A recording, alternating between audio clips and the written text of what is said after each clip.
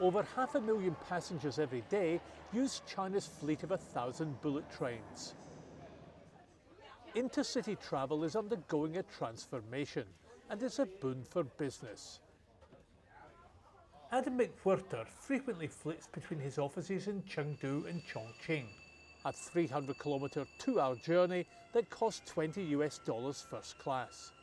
And come 2012, the journey time will halve once the last leg of this high-speed link is finished. For our company, it's made us a lot more efficient, being able to move managers around where and when needed. And you have to book the tickets 2 or 3 days in advance. It's full. Every single trip I take, it's standing room only. So I think the popularity is definitely there. Dedicated high-speed passenger lines are also popular with the freight sector, as they should help free up the congested 90,000 kilometres of ageing conventional track.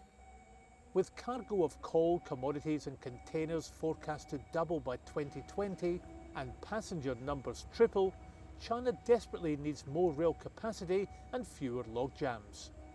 When a passenger train travels down a freight line, you have to move the freight to the side so you can allow the higher speed passenger trains to pass. If you can take that higher speed passenger service off the freight lines and put them on their independent lines, you provide greater capacity for the freight. Of course, another option is to build much cheaper cargo-dedicated lines instead. But high-speed rail is supposed to generate greater revenues from freight and passengers. This is the economic rationale for embarking on an infrastructure and rolling stock project that could end up costing $1 trillion.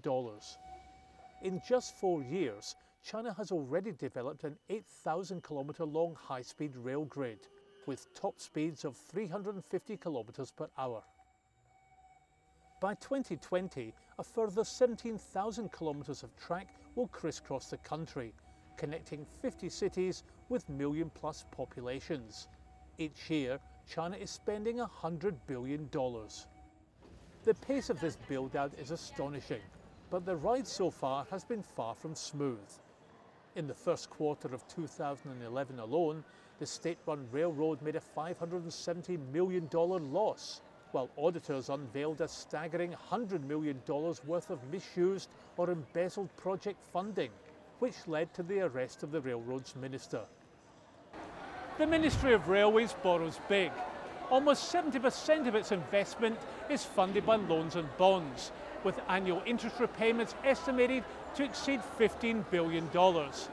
China's railroads will need to start performing very well to support a debt burden that could rise to over $800 billion by the end of the decade. This is a challenge. For the majority of rail users, those on low incomes still prefer to pay a lot less and travel by slower conventional trains, or if these are full, take a long-distance bus. Bullet trains are popular with more moneyed passengers, that is, on routes up to 500 kilometres. But on longer journeys, occupancy rates are unsustainably low, as flying is more efficient. In China, the major city, distance of major city, for example, from Beijing to Shanghai, from Beijing to Wuhan, is longer. It's at least about 1,000 kilometers. So at this distance, the high-speed rail has no competitive advantage. This is the case today, but so long as the economy continues to grow, passenger numbers should rise. Well, that's the plan. There is, however, a bigger picture. In exchange for market access, Japanese, European and North American players have spent years transferring high-speed rail technology to China's state-controlled industry.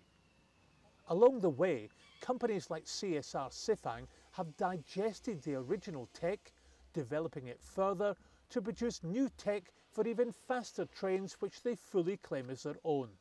And now they're out to capture orders independently overseas. If we export the 250 km/h train, we have to cooperate with our technology transfer partner. But if we export our new generation 350 to 380 km, we can do it ourselves because we have independent intellectual property.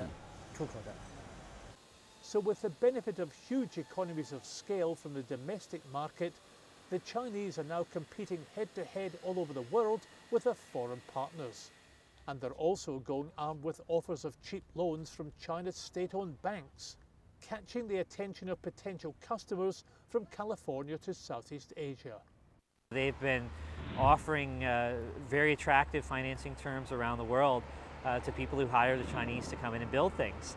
That may end up boomeranging and harm China's banking system, but in the short run it generates a lot of business for Chinese companies. In some ways they're subsidizing exports or subsidizing business for Chinese companies.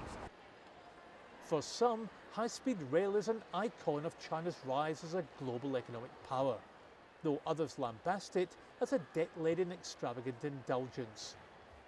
China is clearly building for tomorrow's needs at today's prices, and along the way it's stealing a march on the rest of the global railroad industry.